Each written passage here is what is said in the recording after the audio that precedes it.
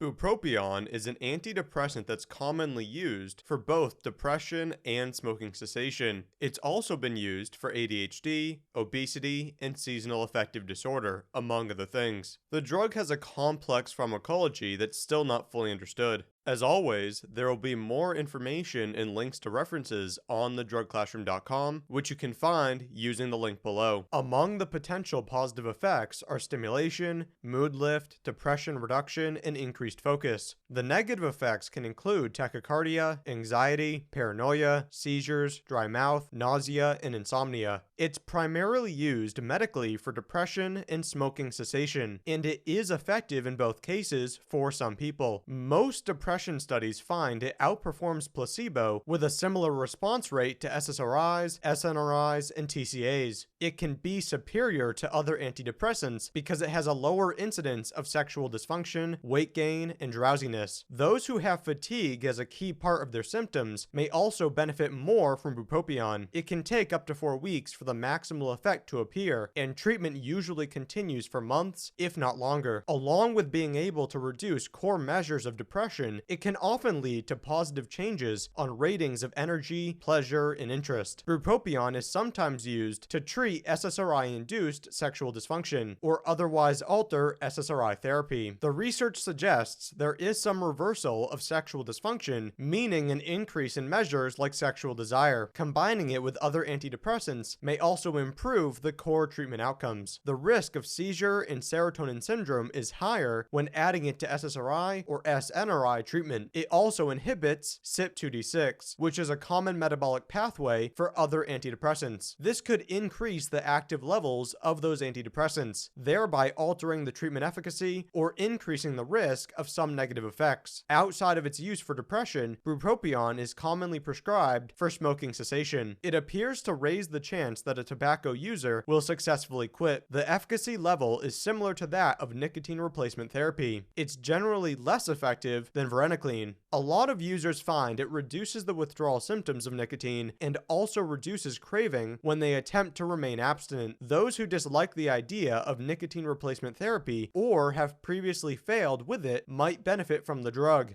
Treatment is typically scheduled so that a user attempts to quit nicotine during the second week of therapy. Bupropion is taken for 7 to 12 weeks and even an additional 6 months or more. It's also sometimes used for seasonal affective disorder, ADHD, and addiction. In all of those cases, the drug might provide some benefit, especially in ADHD. More research should be done on those other uses. Some of the main negatives in medical settings are dry mouth, nausea, insomnia, agitation, and dizziness. One of the reasons people stop treatment is that it can produce a jittery, overstimulated, or just generally uncomfortable feeling. The most common severe medical concern is seizures, which are dose dependent. Patients should not exceed the maximum daily dose, and they should begin with a sub-maximum dose. When it comes to recreational effects, it's rarely enjoyable relative to other drugs, and it can be dangerous. It does seem capable of providing a light form of stimulation and mood lift when a large oral dose is used or it's administered intranasally. People who've been prescribed the drug may end up using it recreationally, often with minimal effects or a negative response. This use of the drug has also shown up in prisons due to its accessibility. Many of the cases I found where it was being used chronically involved people who were previously addicted to another drug. It's rarely said to be anything better than a weak stimulant, and the doses many people use can truly lead to seizures. While you can find cases where people like the effects, others find it just leads to an uncomfortable state featuring tachycardia, anxiety, and tremor. The substance usually works in under 60 minutes. The length of the peak effects varies by which version is being used. It's taken 1 to 3 times per day based on the patient's response and whether they're using the instant, sustained, or extended release form.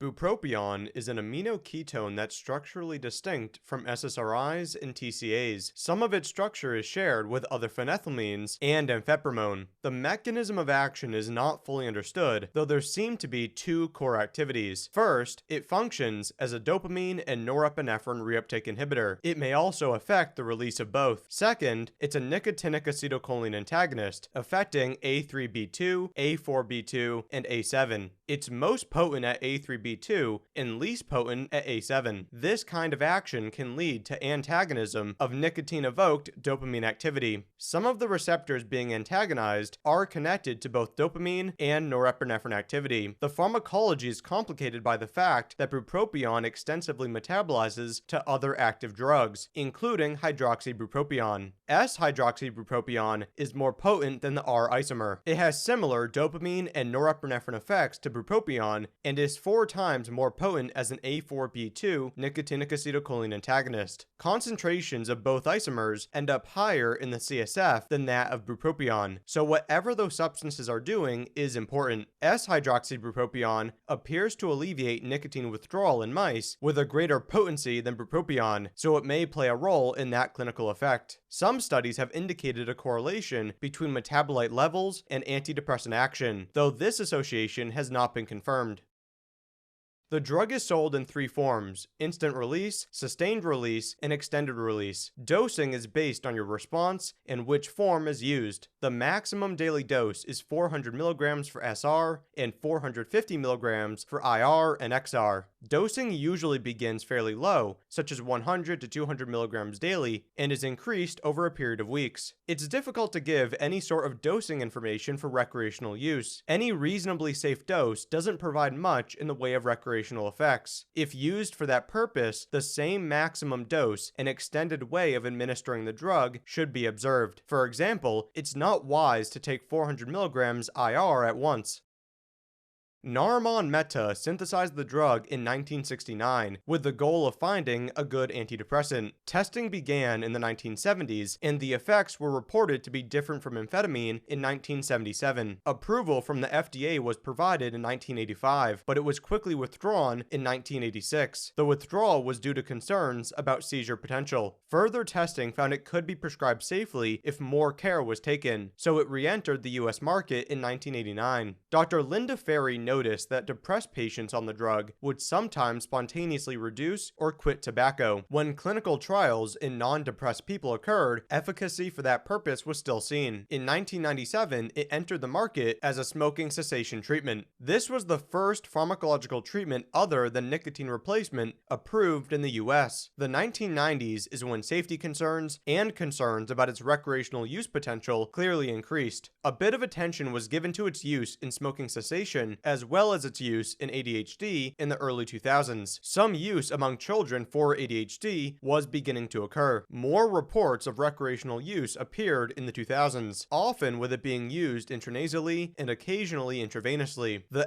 XL formulation was approved in 2003, allowing more patients to use it once a day. Between the mid-2000s and 2010s, there seemed to be a rise in recreational use, though it was still pretty uncommon. Most cases involved people who previously had a substance use disorder. Some of the IV use was associated with tissue damage. It's unscheduled in the United States, though it's only available with a prescription. The drug tends to be unscheduled elsewhere and might be prescription only. The negative effects are mild at common doses, but it doesn't take much for an overdose to be problematic. Even 150 to 450 milligrams may lower the seizure threshold, which could be an issue in susceptible individuals. Seizures become more common over 600 milligrams, and over 1,000 milligrams is exceedingly risky. The onset of seizures is usually under 6 hours, though they occasionally occur over 12 hours with the extended release form. Users who experience an overdose with seizure activity appear more likely to also have tremor, agitation, and hallucinations. An overdose can lead to agitation, stimulation, tachycardia, nausea, vomiting, seizures, hallucinations, and tremor. Tachycardia is normally the only cardiac symptom. Psychosis and hallucinations are occasionally reported even in medical settings, mainly when 400 milligrams or more is used. Some of the risky combinations include stimulants, MAOIs, and tramadol. If you have any questions, feel free to leave them in the comment section. In order for the Drug Classroom to provide more education, support is necessary, and the best way to support is through Patreon at patreon.com/thedrugclassroom. You can also contribute through PayPal or Bitcoin. You can reach me on Twitter at Seth A. Fitzgerald and via email at seth@thedrugclassroom.com. More information and links to references can be found on the TDC website using the link below.